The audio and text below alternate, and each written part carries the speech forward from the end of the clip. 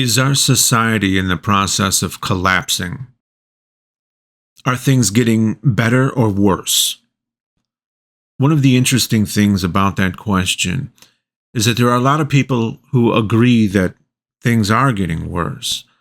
But depending on their political outlook, they'll give you very different reasons for why things are getting worse or why society is collapsing. And usually those very different reasons will involve blaming each other. One side sees themselves as the cure and the other side as the cause. So in order to answer this question more objectively, we need to look at actual data to figure out what is really happening. Let's see if the narratives can withstand the scrutiny. So I came up with 8 questions, the answers to which I believe are good indicators for how society is doing, no matter your political beliefs. I tried to pick questions that can have quantifiable answers, but some of them are going to be more muddy than others. These are the questions. Are we dying less? Are we living longer? Are we more peaceful? Are we freer? Are we committing fewer crimes? Are we more prosperous? Are we more knowledgeable? And are we happier? You may think that you know the answers to these questions, but you might be surprised. So try to keep an open mind. First question, are we dying less?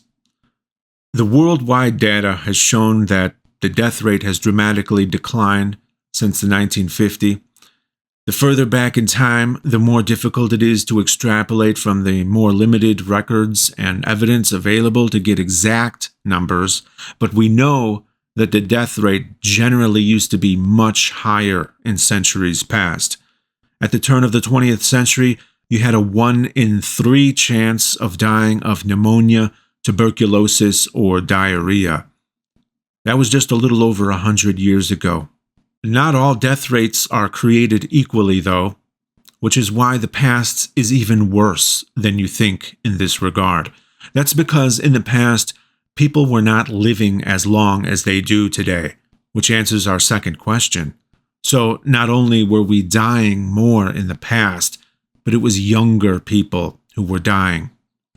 Now, not only has the death rate gone down around the world, but the average age has gone up. What I think this means for the future is that we can expect the death rate to increase again, but simply because we're living longer and birth rates are dropping. So our populace will be composed of many more older people than there used to be, than there ever was. So they will be the ones driving the death rate rather than young people. That's why I said not all death rates are created equally. Normally, it's a bad thing if the death rate goes up, right? But it won't be a bad thing if the death rate goes up because it's driven by death due to old age. Now, as you can see, the projections out to the year 2100 show that life expectancy will continue to rise and the death rate will rise along with it as old age becomes the primary cause of death. Some people might say, of course, older people die at a much higher rate than younger people. But that's because they may take it for granted that young people get to survive now. That wasn't always the case. There were times when young people actually died at much higher rates. As recently as 1990, the child and infant death rate was twice as high as it is now. In the year 1900, 30.4% of all deaths were children under 5 years old. Before that, throughout much of the last 2 millennia, 50% of all deaths were children. Conversely, in the year 2020, about 5 million children under 5 years old died, which is 0.06% of the populace. So, in about 100 years, we went from 30% of all deaths being little children to only 2.9% of all deaths being little children. In the US, it's 0.6%. That is probably our greatest achievement as a species, and you hardly ever hear about it. At the turn of the 20th century, the child death rate dropped dramatically due to increased industrialization and modern medicine, specifically vaccination campaigns that eradicated common diseases and antibiotics that have saved a lot of people from deadly infections. That is extremely good news, unprecedented. Historically, we are extreme outliers. We get to live in this unique age in which we and our children are not dropping dead all around us. Consider this. The fertility rate used to be higher than 6 children per woman, which suggests that the population should have been tripling with every generation, yet the population grew very slowly prior to the 20th century. What does that tell you? From 10,000 BC all the way to the 1700s, the population only grew at a rate of 0.04% per year, even though the average was over 6 children per woman. That means children used to drop like flies. So which narratives got it wrong? Well, first, these facts run quite contrary to anti-modern medicine narratives. None of us were alive when dying of these terrible diseases was commonplace, so we can afford to scoff from a place of comfort, but that doesn't mean we can afford to be complacent. We don't have to think about a lot of problems that prior generations had to deal with, because those prior generations came up with the solutions that we take for granted. But disease is different because disease evolves. So it's an ongoing problem that demands ongoing solutions. If we lose our respect for medicine and the science that brings us that medicine, then disease will have an opportunity to gain a foothold once again, and you might learn of the terrible grief your ancestors experienced. Another narrative that got it wrong was the religious narrative. So often we hear about how we're in decline now, and how God will punish us, or is punishing us, and how we failed our children because we're so godless and secular now. But look at the reality of our history. Back when everyone was deeply religious, back when everyone believed in God, 50% of all deaths were children. But now it's not even 3%. Worldwide. And it's not even 1% in our so-called godless, secular, hedonistic, crumbling society, and they're panicking. They think it's the end times, just like always. Imagine if, starting tomorrow, 50% of all deaths are children. We would think it's the apocalypse, but 1,000 years ago, it would just be an average day. The religious narrative is almost always a perfect inversion of reality.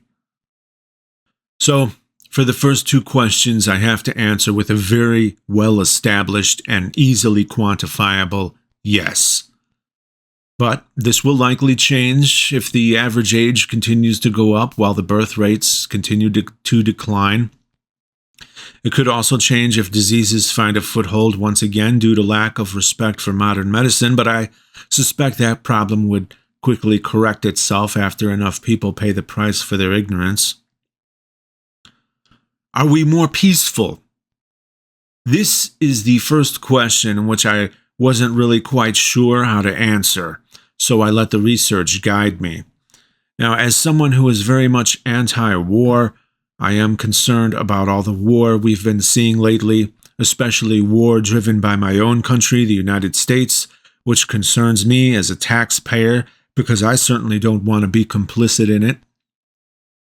So, how are we really doing when it comes to war? Are things getting worse? Well, so far, the 21st century has been fraught with war, including the wars in Afghanistan, Iraq, Syria, Yemen, Ukraine, and the global coalition against ISIS. Some people believe we're headed for World War III, and some even believe we're already in it. This is a serious consideration, especially seeing as how the world's major nuclear powers are once again engaged in a proxy war. But this question is not really about how things are, it's about how they're going. Are we more peaceful now? So to answer this question, we must look to the past. And the answer might not be what you think. And after I tell you these statistics on past wars, there's something really remarkable that I want you to consider. The deadliest war in terms of raw numbers happened in the mid-20th century. 80 years ago, it was World War II, with an estimated 80 million deaths. We cannot simply compare the number of people who died in past wars to present wars without considering the impact these wars had on the overall population. For instance, not only was World War II the deadliest war in terms of raw numbers who died, but it happened when the Earth's population was much smaller, at about 2.3 billion people, as opposed to the 8 billion who are alive now. So the war represented the deaths of 3.5% of all human beings at that time.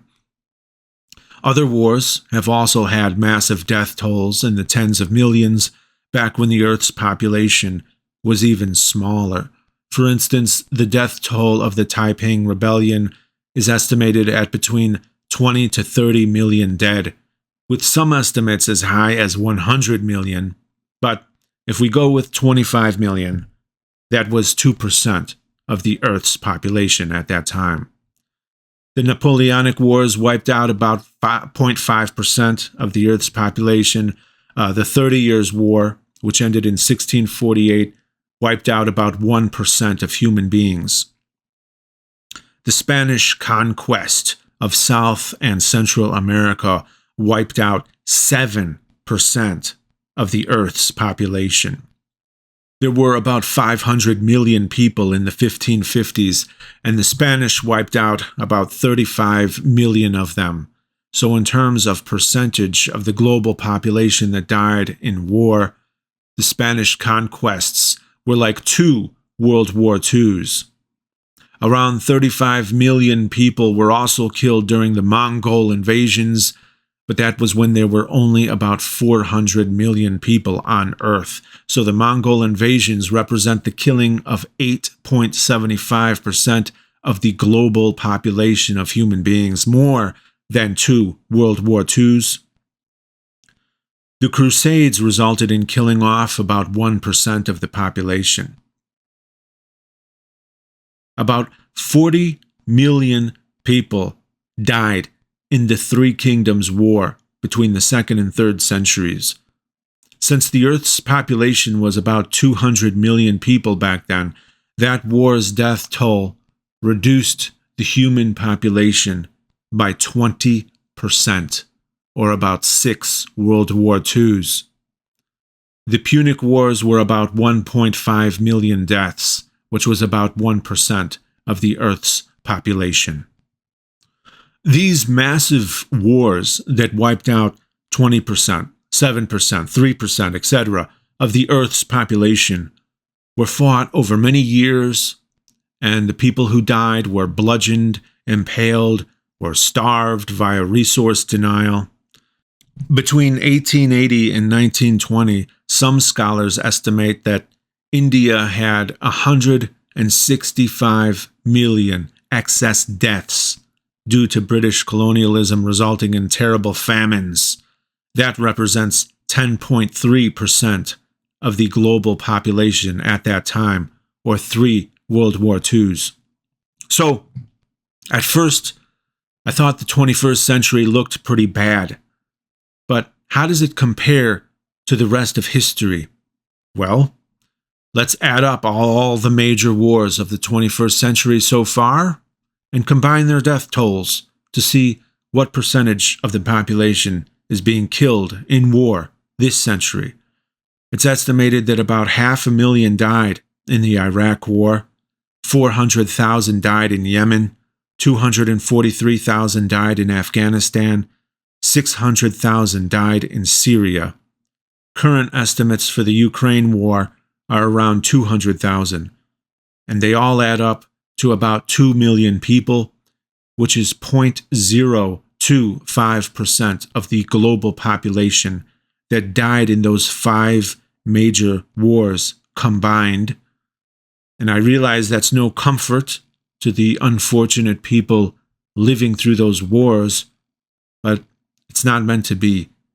This is simply to find out if things used to be better or worse in terms of war. But to find out how peaceful we are, it's not just about the number of people killed. It's also about the number of people spared. And that cannot be understated. The remarkable thing I wanted you to consider is that we have the ability to do so much worse, and yet we don't. We possess weapons that people of the past could only dream of, and they wouldn't have hesitated to use them. Our power is godlike in comparison, yet our wars are far less deadly, which is very counterintuitive. You'd think it'd be the other way around, but it's not. The reality of the battlefield today is that you can be killed by someone who is thousands of miles away. You can be tracked from space. We have bombs now that are 10 times more powerful than all of the ordnance detonated in World War II combined. And there's no doubt that we could make them even more powerful. But what's the point? We can already kill everyone on Earth many times over. So, I am forced to answer that we are more peaceful because we have the ability to kill way more people than ever before, yet we kill way less than ever before. And there's no doubt that those two facts are very much related. So while the answer is yes, I have to add that it could very quickly change to no. Are we freer? This is a more difficult question that has much less of a quantifiable answer. Whether you're freer depends greatly on who you are and where you are. Sometimes it isn't even about the laws, but also the result of various circumstances. If you look at my country, the United States, you see that we have a whole culture that is based around valuing and preserving freedom. Sometimes it seems as though the word freedom is used more as a slogan than a real appreciation for what the word actually means. You'll notice that a lot of the complaints today revolve around loss of freedom of speech, freedom of association, and freedom of religion. But the complicated truth of the matter is that sometimes those freedoms infringe upon each other. If one loses freedom because another gains it, should that be considered a gain or a loss? Since we're asking if things are getting better or worse, we must once again look to the past, so let's answer some rather simple questions. In the past, say 1950, could anybody post anything on social media at all? No, of course not. It didn't exist yet. The voice of the average citizen back then was limited to those within their physical proximity. The closest you could get to posting on social media back then would be to get some of your statements or questions published in a newspaper by writing a letter to the editor, and whether or not it got published was solely at their discretion. If you used vulgar language or they simply disagreed with you, they could decide to toss your letter in the trash and nobody would ever see your words. Now, anybody can instantaneously self-publish on any number of platforms and potentially be seen by millions of people around the world, as long as they obey the rules of the platform to which they must agree before having the privilege of publishing. Despite that, a lot of people think it's no longer adequate to just log off the internet and have the exact same freedom of speech they did in the 1950s when their speech was limited to those around them. Now, we see having access to the world's eyes and ears as necessary to having freedom of speech. In that regard, it was not actually freedom of speech that changed. It was our expectations. On the contrary, our ability to speak has not been lost. It's more powerful than ever before. Some people assert that you can't say certain things, or you'll lose your job. But that's precisely because our voices have more reach now. Regardless, you could always lose your job for saying the wrong things, even in the past. Now we have a name for it, cancel culture. But that culture always existed. It's true that you probably would not have lost your job in the 1950s if you used the N-word. But if you said things like, God doesn't exist, or Christianity is not true, or we should not segregate by race, or if you were gay or supported communism, the list goes on and on. You could very well lose your job back then, or be ostracized from the community, which I personally witnessed happen to my grandfather in the 1980s. Some people might say, good, you should be able to say the N-word but not blaspheme. And you have every right to that opinion, but then you can't claim to be against cancel culture, or that it's really about your ability to freely speak your mind. You have to be honest with yourself and say that you do support cancel culture, and you do support speech limitations, but only when they silence those of whom you want to be silenced. The irony is that it's precisely because our speech can now reach so many more people that there could be a greater chance of being fired because of it.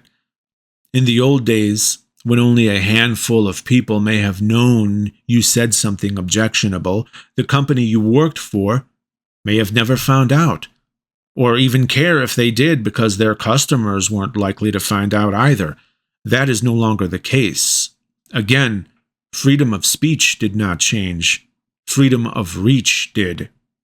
And the broader consequences of that followed suit. So basically, we have greater expectations for the power of our speech to reach more people, but we also don't want the negative effects that come with that broader reach. This used to be a problem only experienced by celebrities and politicians, but now it can be experienced by literally anybody. Is that more freedom or less? It's complicated, isn't it? Some people say everyone is too sensitive now, too easily offended, everything is woke, everything is politically correct, and you have to point it all out. So once again, we must look to the past and see if we can find a lot of sensitive and easily offended people. And as it turns out, they're very easy to find because such people have a tendency to make their voices heard. The following is an excerpt from Chapter 2 of the Jim Crow Guide written by Stetson Kennedy in 1959. Quote, Florida, while the political witch hunt was at its peak, saw fit to insert into the state's non-communist loyalty oath, required of all public employees, including teachers, the questions, do you support the race segregation laws in this state? If not, why not? Even Negro teachers had to reply affirmatively or lose their jobs.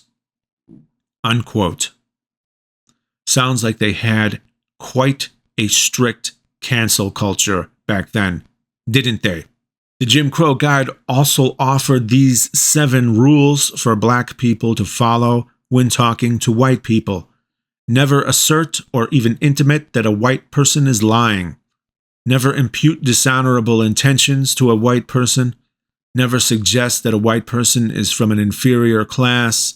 Never lay claim to or overly demonstrate superior knowledge or intelligence. Never curse a white person, never laugh derisively at a white person, and never comment upon the appearance of a white female. There were some serious eggshells people needed to walk on back then. If you think race relations have gotten worse, then it's likely you never had to follow rules like these. In the 1939 film Gone with the Wind, Clark Gable uttered the infamous line, "Frankly, my dear, I don't give a damn." That was an extremely controversial line, despite the usage of the word damn in prior films. But a month and a half before the film's release, the Motion Picture Production Code passed an amendment that formally allowed the use of the words hell or damn in this way, quote, "Damn, hell," excepting when the use of said last two words shall be essential and required for portrayal in proper historical context of any scene or dialogue based upon historical fact or folklore, or for the presentation in proper literary context of a biblical or other religious quotation, or a quotation from a literary work, provided that no such use shall be permitted which is intrinsically objectionable or offends good taste, unquote. Many other expressions and depictions, including other words considered profane, violence, drugs, and sex, were quite restricted. Maybe you think that was a good thing, but if you do, you probably should not complain about losing freedom of expression or being too easily offended. Why would such steps be necessary during a time without an abundance of very easily offended people? Are we freer to do what we want to do? Slavery technically was not abolished. It was relegated to prisoners. Now you might argue, don't prisoners have a debt to pay? Wouldn't it be good to put them to work for restitution for their crimes? But consider this. After the slaves were freed, not everyone was so willing to hire them, and they weren't allowed to own land. Because forced labor was still legal for prisoners, the objective was to make black people prisoners.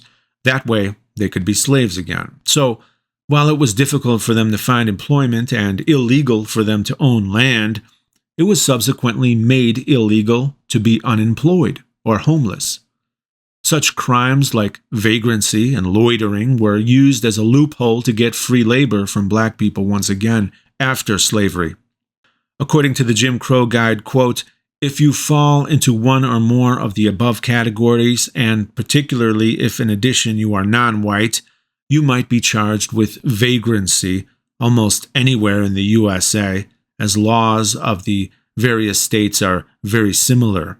These are the above categories which describe the varieties of vagrants eligible to be arrested: rogues and vagabonds, idle or dissolute persons who go about begging, common gamblers, persons who use juggling or unlawful games or plays, common pipers and fiddlers, common drunkards, common night walkers, thieves, pilferers, traders in stolen property, lewd, wanton, and lascivious persons, keepers of gambling places, common railers and brawlers, persons who neglect their calling or employment, or are without reasonably continuous employment or regular income, and who have not sufficient property to sustain them, and misspend what they earn without providing for themselves or the support of their families. Persons wandering or strolling about from place to place without any lawful purpose or object. Habitual loafers, idle and disorderly persons, persons neglecting all lawful business and habitually spending their time by frequenting houses of ill fame, gambling houses, or tippling shops, persons able to work, but habitually living upon the earnings of their wives or minor children, and all able-bodied male persons over the age of 18 years who are without means of support and remain in idleness. Now, maybe you think making idleness illegal is a good thing, but if you do, you are not arguing in favor of freedom. If you are able to go outside and take a walk, then you might be more free than many of those who came before you. Unfortunately, it's not all sunshine and rainbows now, because many of us still cannot simply go outside and take a walk. Most of us think of slavery as part of a bygone era that has long since been abolished, but currently there are about 50 million slaves around the world today. Not including the 2 million prisoners in the United States who are still legally eligible for forced labor, there are approximately 400,000 slaves in the United States today. In 1790, there were approximately 700,000 slaves. So compared to 1790, the number of slaves in the United States has not even decreased by half. Just like slavery of the past, modern slaves in the United States are forced into domestic work and farm work. Some are forced into prostitution, and some are forced into marriages in states with no minimum age requirement or states that allow minors to marry under certain circumstances. But the question is, are we freer? Though there were 700,000 slaves in 1790, that number was about 1/5 of the entire population of the United States. By 1880, there were 6.5 million slaves in the United States. So while there are still slaves in the U.S., they used to be 18% of the population, but now they're about 0.1%. We are undeniably freer in that regard. But there is still room for improvement, and slavery remains a large problem for the rest of the world. Are we freer in our relationships? According to Ferris State University on Jim Crow, quote, sexual relations between blacks and whites would produce a mongrel race which would destroy America. Treating blacks as equals would encourage interracial sexual unions. Any activity which suggested social equality encouraged interracial sexual relations. If necessary, violence must be used to keep blacks at the bottom of the racial hierarchy, unquote. The rules weren't only applied interracially because, as they go on to say, quote, blacks were not allowed to show public affection toward one another in public, especially kissing, because it offended whites, unquote. Now, as you can see, the lie about destroying America was always a popular one to fearmonger about. I often kiss my wife goodbye in public, and not only are people unoffended by that, but they often smile at us because they think it's sweet. It is legal now for a black couple to do the same, so in that regard, we are freer. It's legal for an interracial couple to do it, however, sometimes interracial couples still get harassed for it. You guys know race mixing was illegal up until 2000. Race mixing was illegal up until 2002. You're going to give up 50,000 years of evolution if you mix up with this dude. Are you filming us? Yes. Yeah. Okay. But you, Just look but you, awkwardly. Just you look awkward. literally you're just throwing down your genetic line. For show. For show. Pretty much, you're just LARPing. You're Yeah, LARPing we as got a it. European We in got it. America. If you had any actual heart, And when a gay couple does it, they're much more likely to get harassed for it than a straight couple. Nobody cares when there's a straight couple in shows or movies, but when there's a gay couple, it usually sparks some controversy as it's seen as political or pushing an agenda. Straight relationships are often recognized as partners, unions, and friendships, in addition to the sexual aspect, but often the only aspect of gay relationships that are recognized is the sexual aspect. But gay relationships aren't solely about sex any more than straight relationships are. Sex represents a fraction of the relationship. Some people say they don't care as long as it isn't, quote, pushed in their faces or shoved down their throats, which reinforces the idea that gay people should not show public displays of affection in the same way that black people weren't allowed to do so in the past, or an interracial couple doing so would lead to the destruction of America. Sounds familiar, doesn't it? But one reason sex is such a focus is that you're not even going to know that a couple is gay unless they show affection toward each other. Sometimes People will cite gay pride parades as being forced on us, but nobody's forcing them to watch that. On the contrary, imagery from gay pride parades is popular to spread to straight people by straight people, specifically for the purpose of propagandizing and outrage, when they would have never seen it otherwise. Despite following gay people on social media, the vast majority of the gay imagery I see online comes from straight people sharing it because they're outraged about it. If not for them, I'd rarely see it, despite following gay people.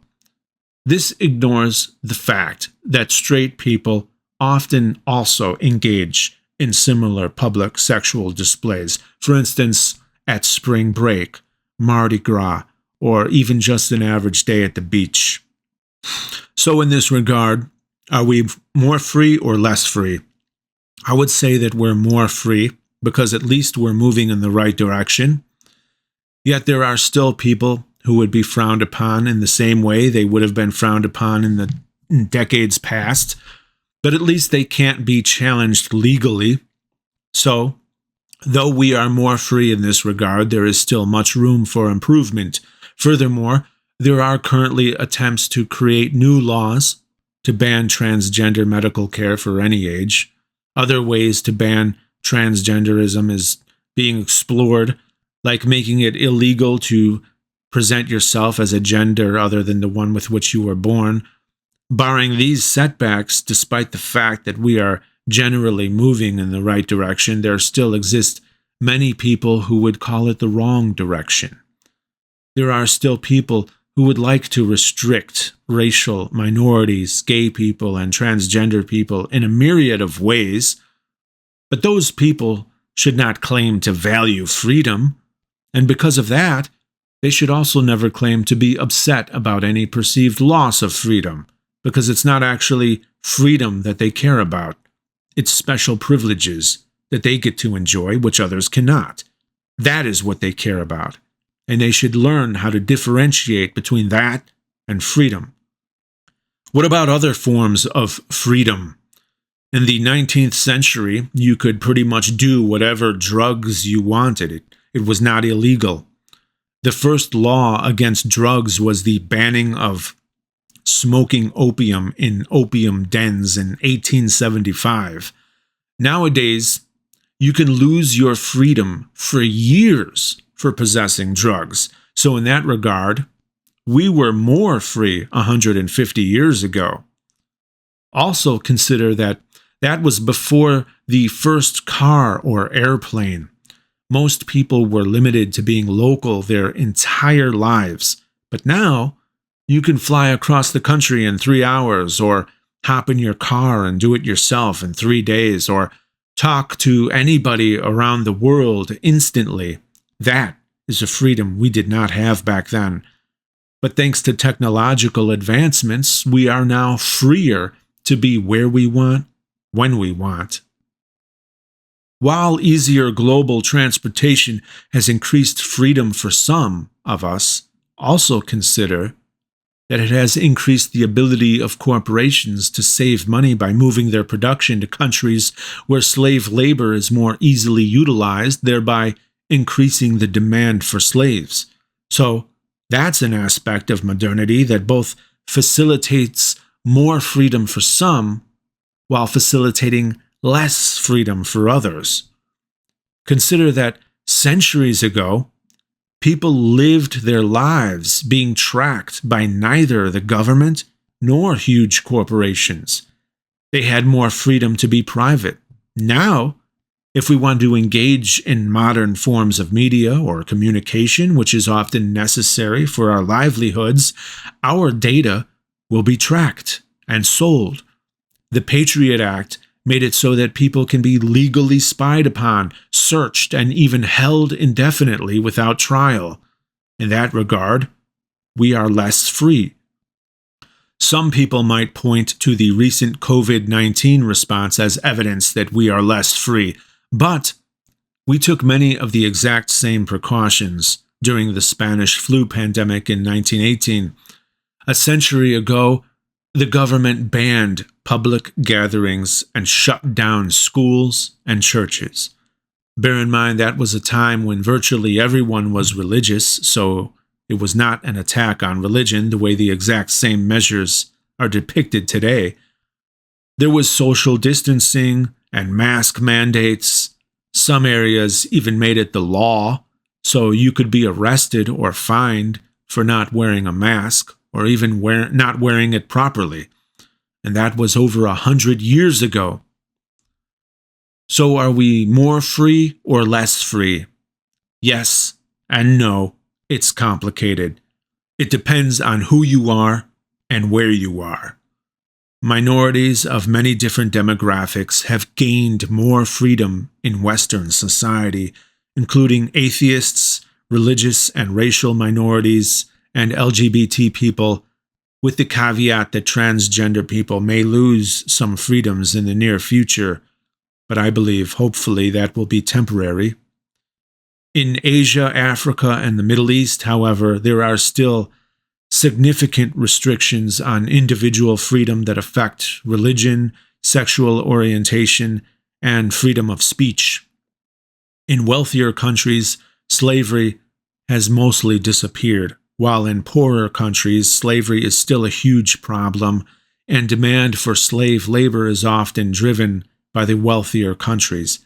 So there's plenty of blame to go around if that's your thing. So I will answer this question by saying it's unclear, and there's much room for improvement.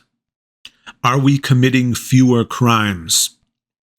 This is a question which a lot of people would answer that we are clearly committing way more crime than ever before.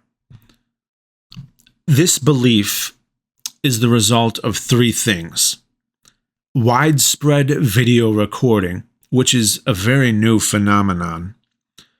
Social media, because it's easy for such videos to get a lot of traffic and be used to push certain narratives.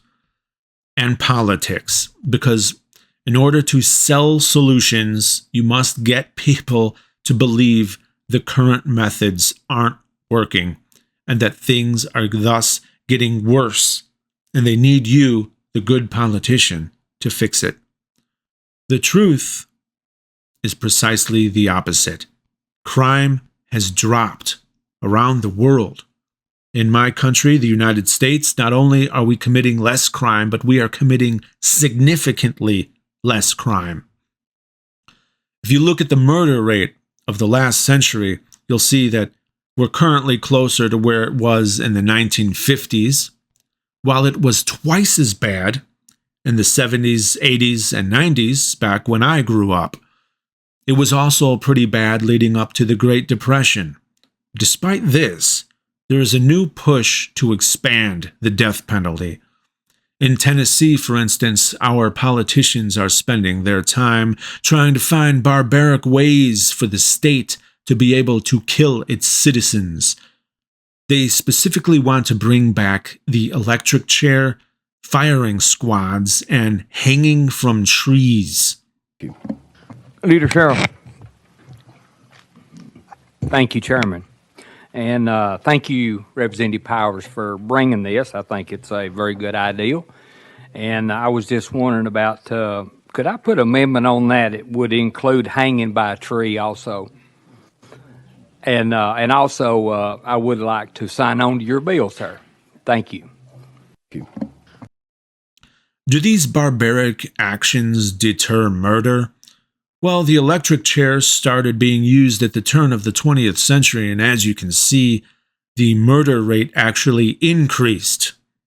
It did not seem to have an effect. Our current dramatic decrease in murder is part of what is known as the crime drop, and it is a worldwide phenomenon, with the exceptions of Central and South America.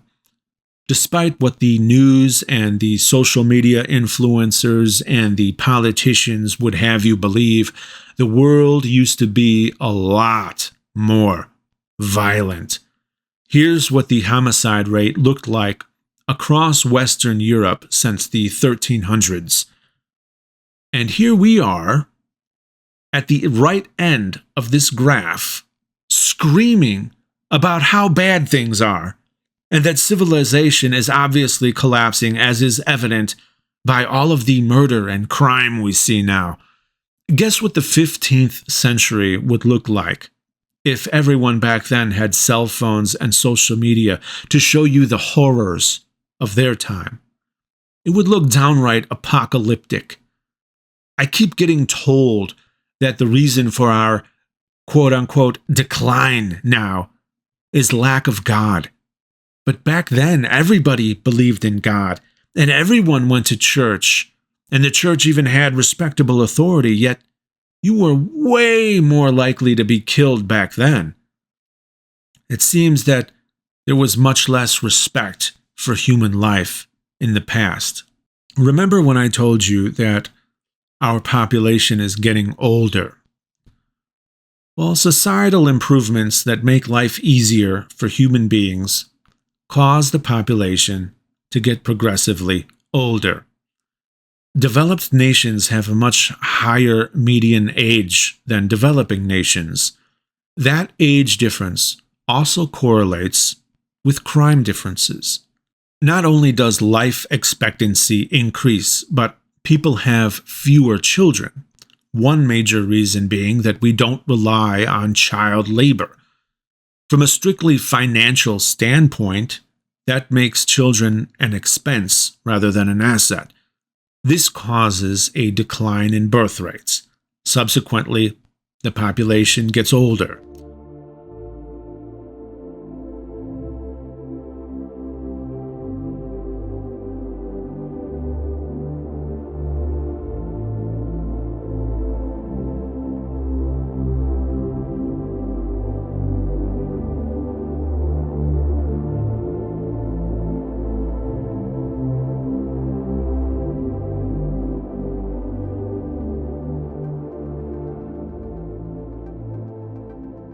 Older people commit far fewer crimes than younger people.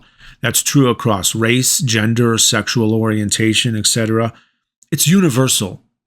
A lot of criminologists believe that the crime drop was driven by a reduction of unemployment and poverty, which makes sense and also fits with the age correlation.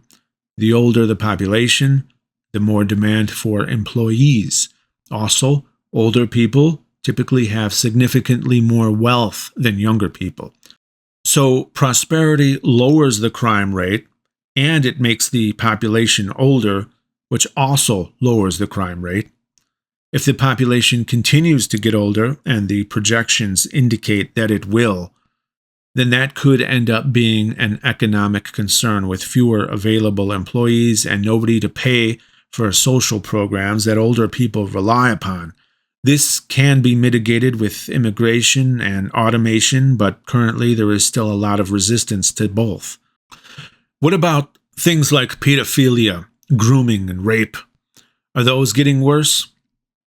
To look at our social media, you would think that we have suddenly gone insane with sexual assault and grooming. Everyone is talking about it. Everyone is accusing each other of it.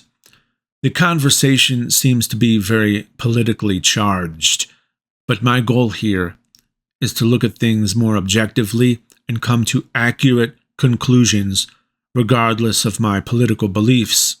That's why, being someone who knows that social media blows everything out of proportion, I was very shocked to see this statistic, which shows that rape skyrocketed in 2012 and then continued to increase.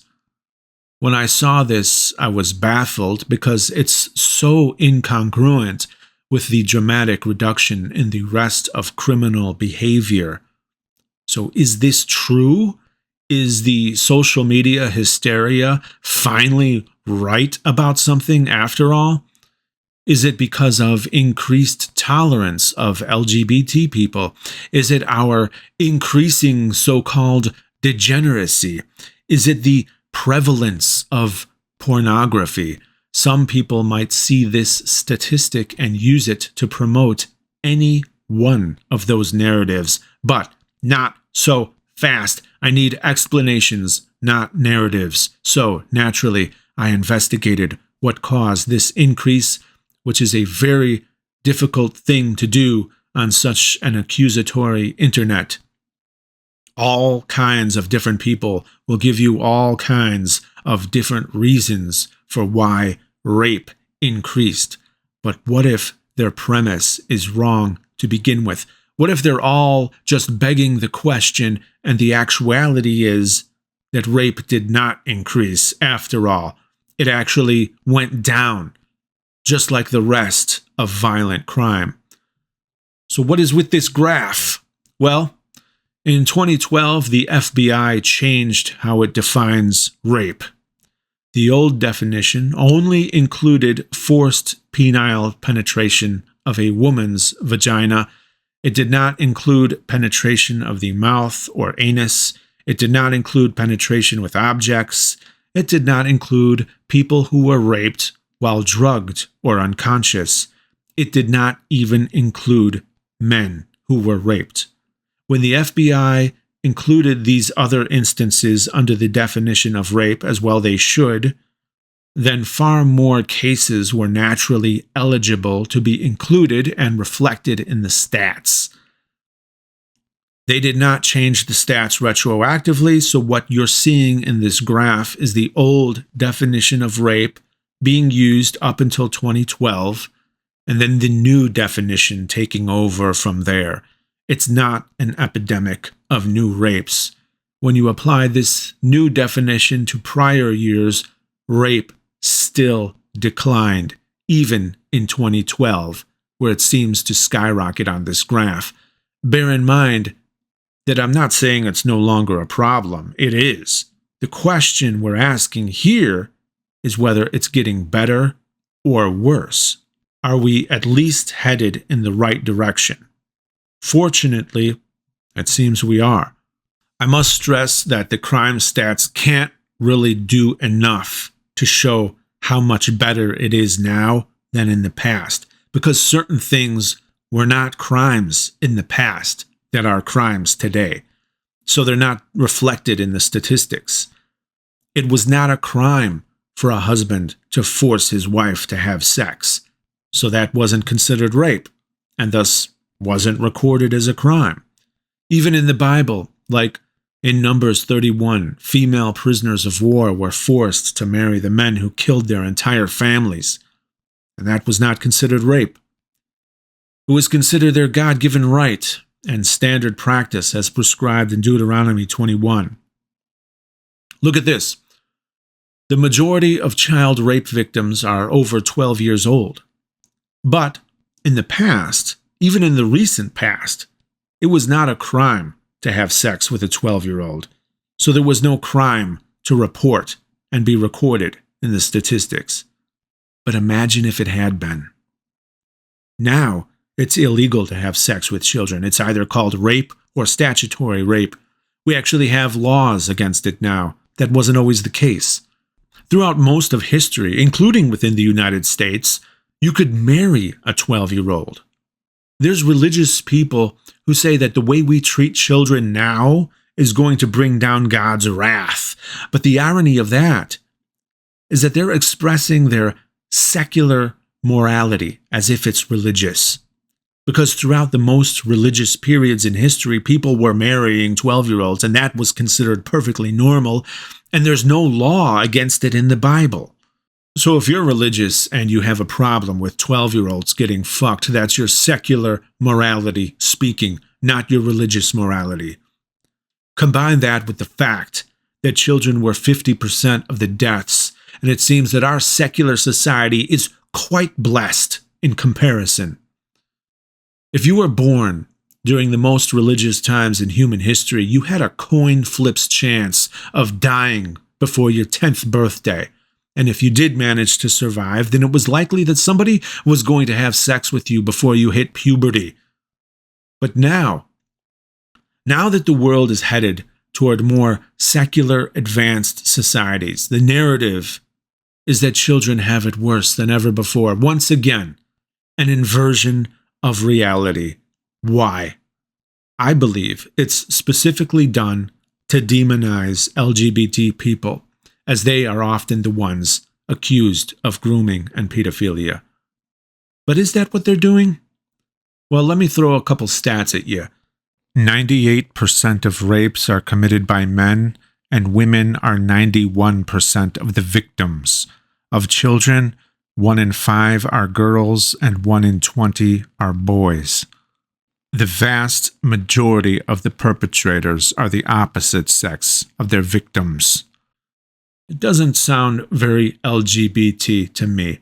According to the Boston Area Rape Crisis Center, a child's risk of being molested by his or her relative's heterosexual partner was over 100 times greater than their being molested by someone who identifies as being homosexual, lesbian, or bisexual, which was 0.7% of the cases.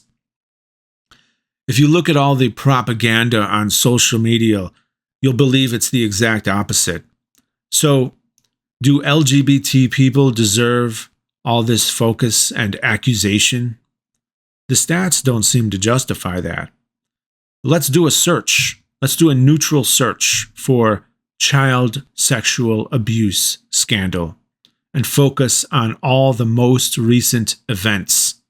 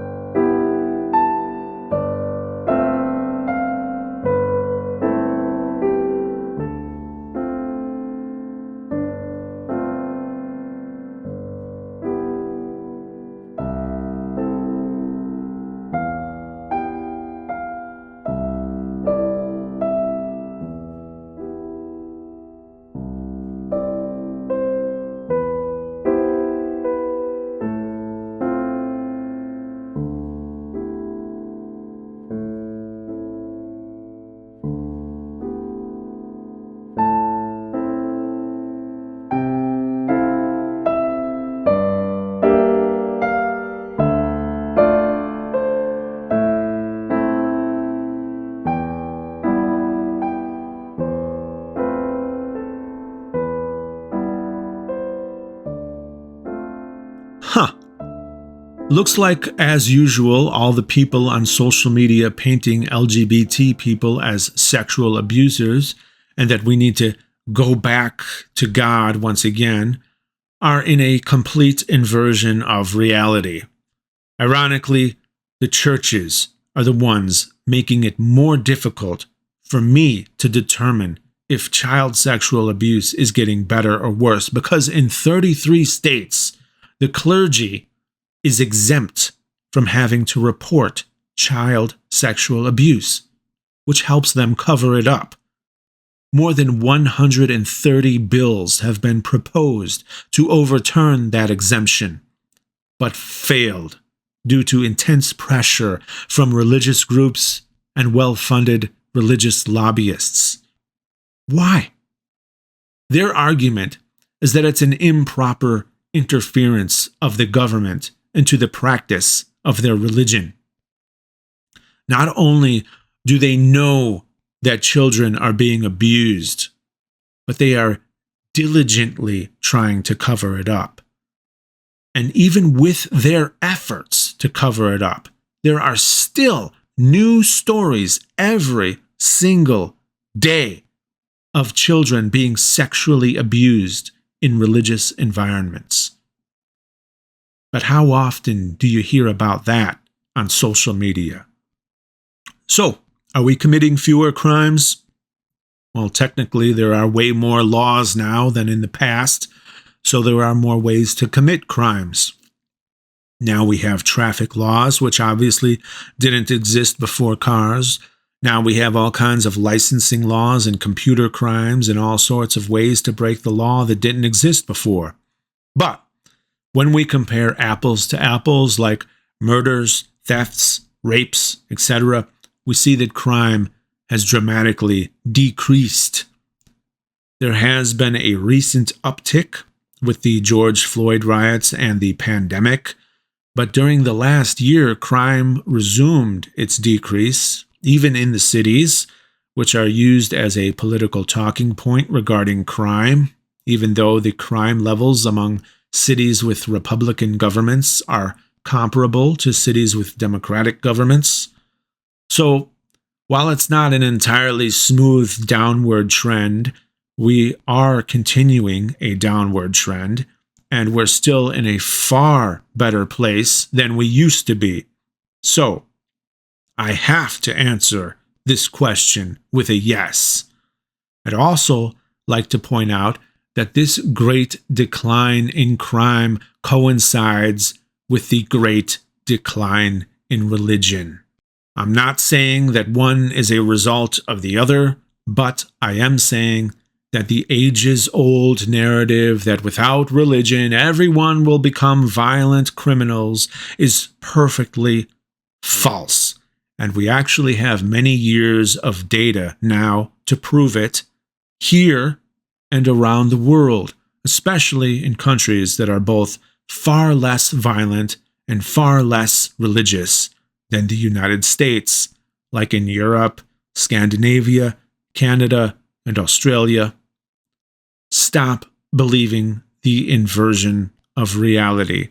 Stop scapegoating atheists and LGBT people, because clearly they are not the problem. Are we more prosperous? This is another interesting question in which everyone thinks the answer is the opposite of what it actually is. Every source I could find that tracks economic data around the world unanimously agrees that the world has gotten more prosperous. But to look at social media, you'd think that we are more impoverished than ever before. That's a little more understandable with the recent rise of inflation. If you look at what inflation has done over the last 60 years, you can see that we are currently in a bit of a spike, but it's nowhere near as bad as it was in 1980 or 1974. The cost of living has recently gone up around the world after the pandemic, and the gap between the wealthy and the poor keeps growing wider, which is not a good sign. But again, this largely depends on where you are in the world. For instance, these are the most prosperous and least prosperous countries on Earth. According to the Legatum Prosperity Index, which tracks the prosperity of 167 nations for the past 16 years, prosperity has largely increased in all but a few countries, several of which have been affected by war.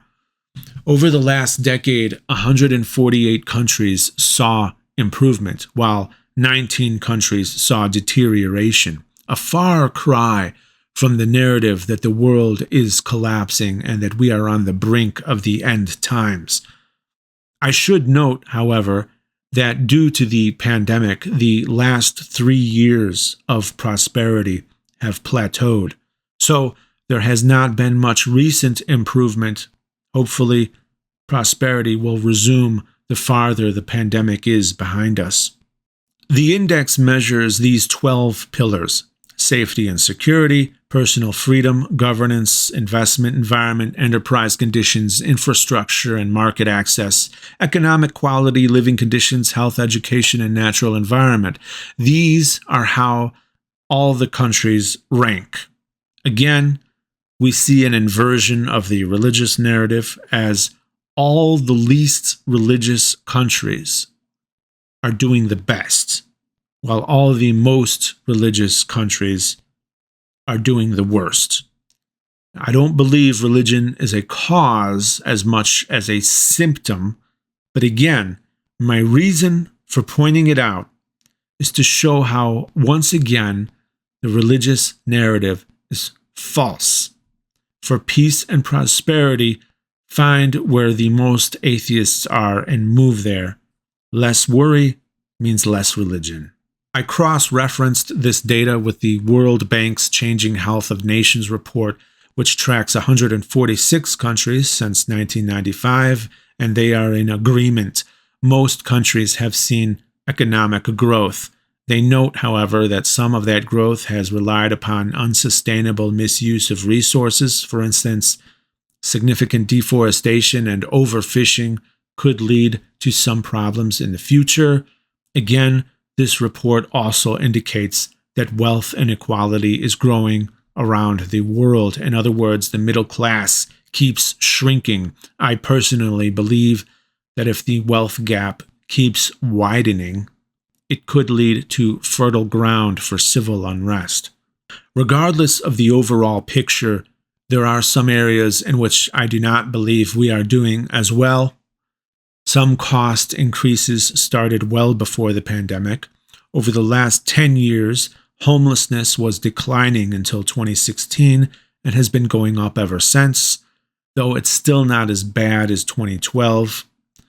The cost of education and the cost of home ownership have both skyrocketed. Both have caused people to live paycheck to paycheck, which has left some people without any savings or even an emergency fund. More people are devoting a higher percentage of their income to paying off student loans.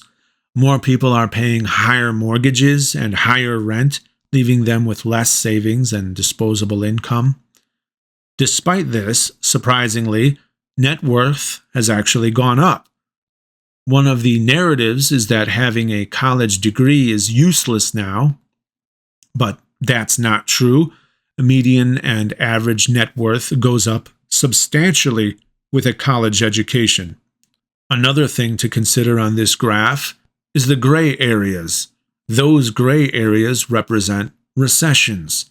As you can see, in the last 30 years, there were 4 recessions. But in the 30 years before that, there were 8 recessions, twice as many. I have to say that we're doing better.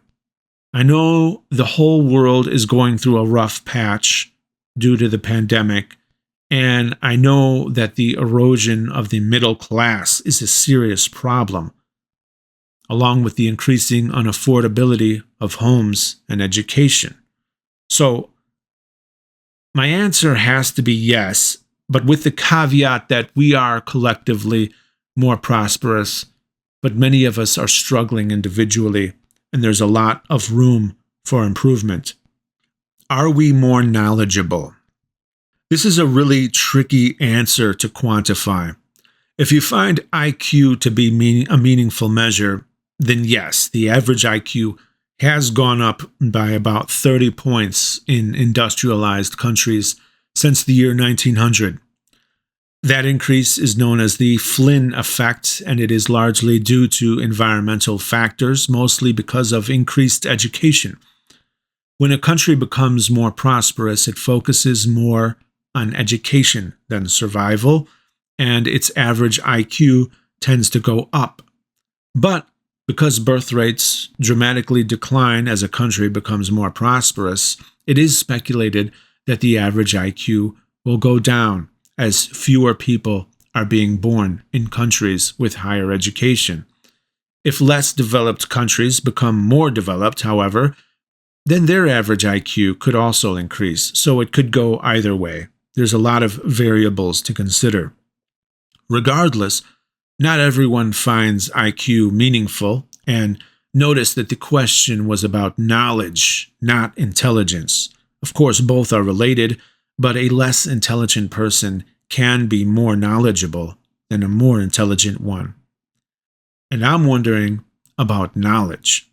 As it turns out, our collective knowledge as a species has exploded in the last 100 years. Whether we are more knowledgeable as individuals is not quite as clear. So again, it depends. As with prosperity, the whole of society has risen, but individually, the answer becomes different. First, as a society, it's foolish to even ask the question. Of course, we are way more knowledgeable. There used to be a huge debate over whether other galaxies existed, and it wasn't until exactly 100 years ago in 1923 when Edwin Hubble proved that there are other galaxies. Think about that. Ours was the only galaxy we knew existed until just 100 years ago. Now we know there's hundreds of billions of galaxies. My YouTube channel existed before the general public knew that exoplanets exist. Back when I first came onto YouTube in 2008, people still debated about the possibility of there being other planets beyond the solar system. Creationists relied on exoplanets not existing so that they could claim that the Earth is one of a kind and thus has to be very finely tuned. But now we know there's more planets than grains of sand on Earth. You'd probably have a better chance of getting struck by lightning while winning the lottery than there not being another Earth-like planet out there. The first airplane flew in 1903. 44 years later, we broke the sound barrier in 1947. 22 years after that, we landed on the moon in 1969. Today, the computing power of a handheld video game system like the Nintendo Switch or the Steam Deck has infinitely more computing power than the first spacecraft to make it to the moon. An iPhone has over 7 million times the memory and over 100,000 times the processing power as the first spacecraft to land on the moon. Toys, phones, handheld video game systems, calculators, etc. are more powerful than the computer used to land on the moon.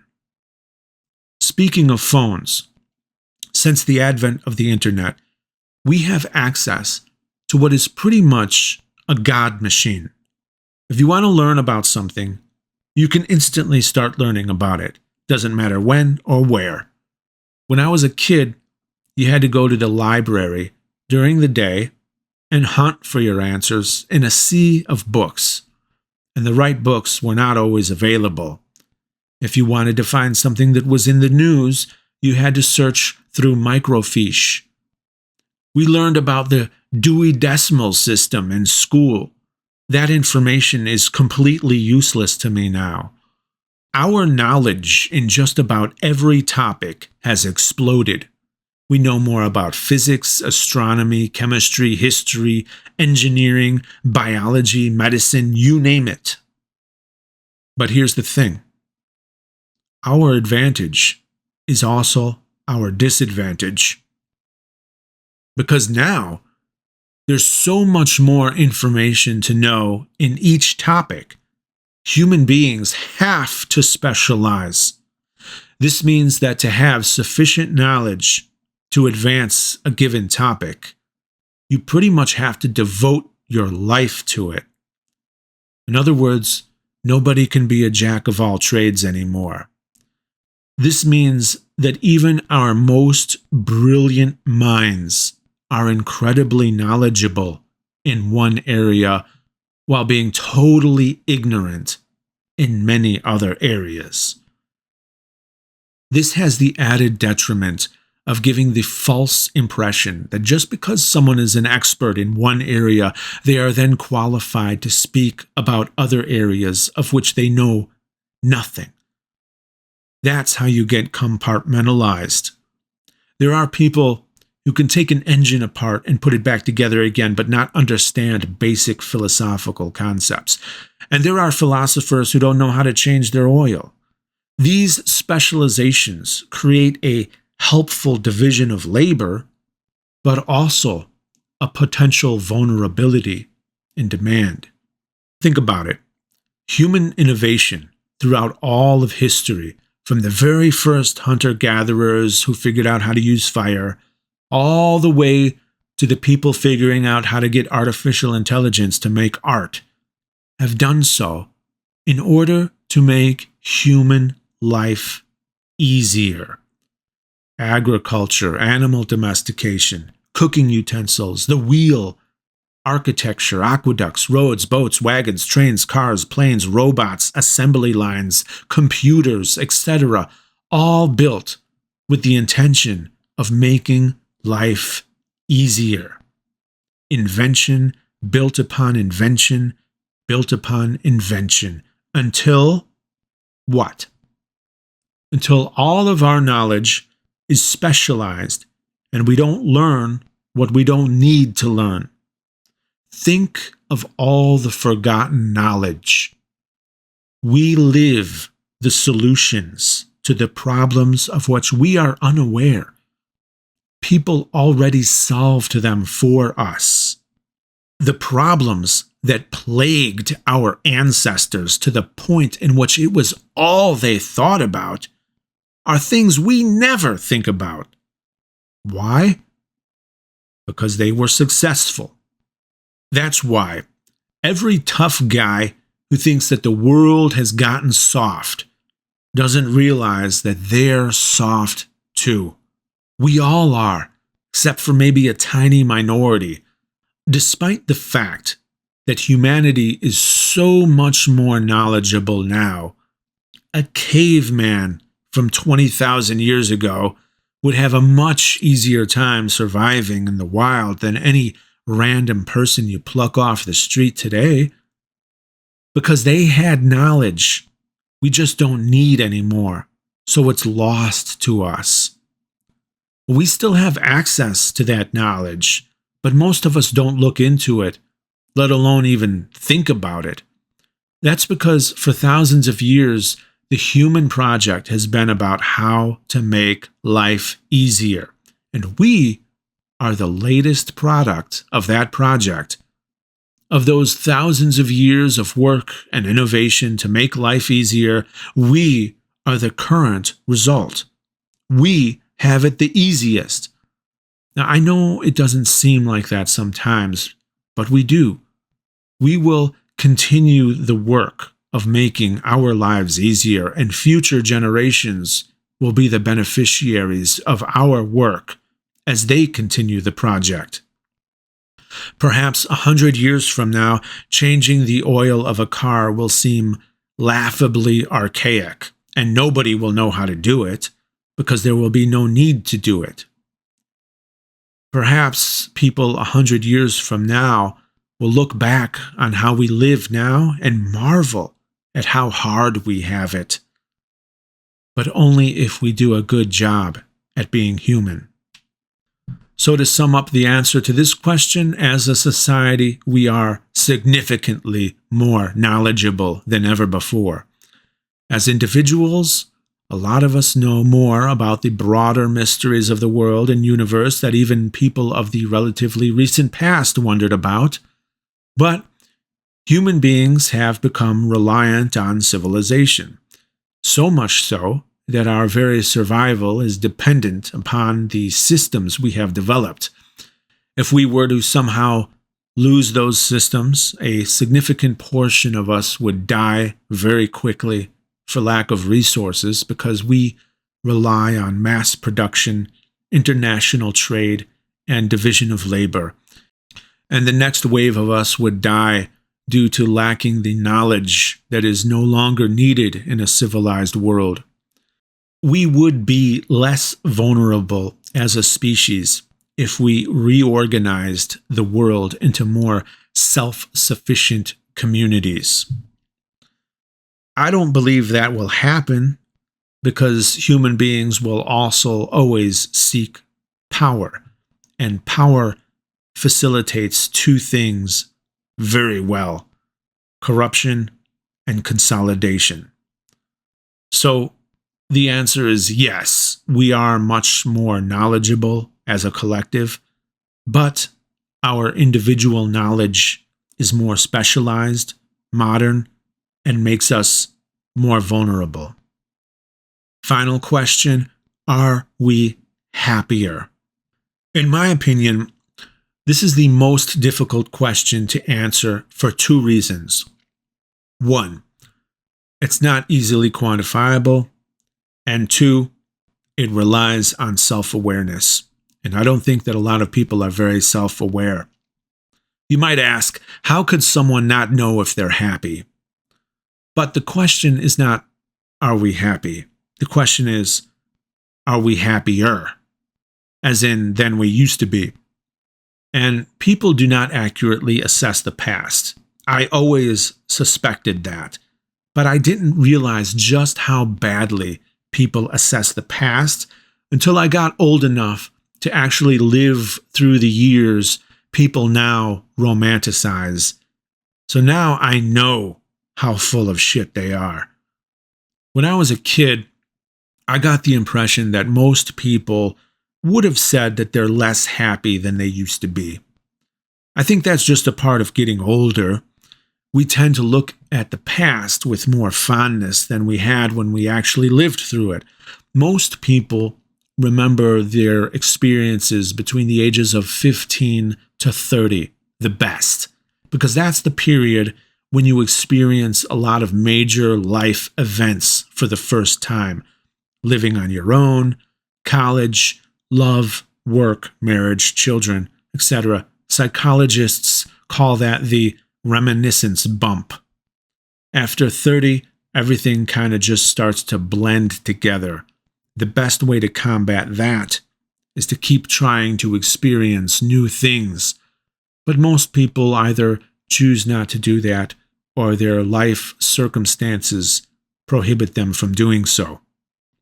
So I came into this expecting people to say they are less happy now, and that is exactly what I found. It's pretty unanimous. All the polling data I could find is in agreement. If we can trust people's perceptions, and I frankly don't think we can, then happiness has declined. Another thing to consider is that all of this data is from recent history and cannot be replicated with the deep past because there's no polling data from back then. What we can do is look at what people said of their own volition, and interestingly enough, what we find is that people of the past also yearned for better times of the past. If you go back to a time that you think was ideal, what you will find is a lot of people of that time wanting to go back to some other time they thought was ideal. Isn't that interesting? Remember when I said that the human project has always been about making our lives easier? Well, as our lives have gotten easier and easier, some people just keep wanting to go back to when times were harder and harder. And that's true throughout all of history. Older generations have been complaining about the next generations for thousands of years, and nobody seems to notice this bullshit pattern to recognize it for what it is when they become the older generation and start doing it themselves. Let me read you some quotes. Women painted like prostitutes, throwing off every kind of social restraint. All of these go to prove that it is now the vulgar mob that gives the tone. Who said that?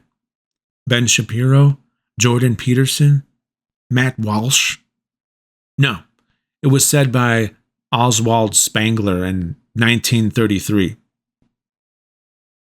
The free access which many young people have to romances, novels, and plays has poisoned the mind and corrupted the morals of many a promising youth. That was said in the year 1790. Modern fashions seem to keep on growing more and more debased. The ordinary spoken language has also steadily coarsened. That was said in the year 1330. One of the things that's bothersome about people who want to bring back the old days is that they can live that way if they want to, without bringing the rest of us with them. If you think life was better before the internet and before TV, back when people were living off the land and living modestly, then you can go and do that. Unplug, get off the grid. There's been people who have done that. We usually don't hear from them anymore. They're living their own lives. It's interesting to note that researchers have found that happiness does not correlate with GDP growth. If it did, we would all be way more ecstatic than we used to be. And wealth, after a certain point, doesn't seem to make you happier. Once you have enough wealth to not have to worry about the basics, then the accumulation of money has diminishing returns in terms of happiness. Another reason people could legitimately be less happy in a world in which they have a lot more and life is far easier is because happiness is linked to expectations. People expect more out of our world today than they used to. Hundreds of years ago, people would live their whole lives without the world changing very much. Thousands of years ago, it didn't change at all across multiple generations. So, people did not have very many expectations, no reasons to be disappointed. But recently, change has been coming exponentially. People of modernity do have expectations. We expect the future to be different than the present because that is our experience. This is going to be a very ironic statement. We've become acclimated to change. When that progress does not happen in the way we want or at the speed we want, it becomes other than what we expected, lets us down, makes us feel less happy. Look at all the old movies that envisioned us as having flying cars by now or having dinner on the moon. Part of our unhappiness could very well be explained by simply expecting more out of life than we used to. This happiness expectation link happens on an individual basis as well. It's called hedonic adaptation, or some call it the hedonic treadmill. Essentially, it means that your happiness tends to return to a certain base level regardless of what happens to you.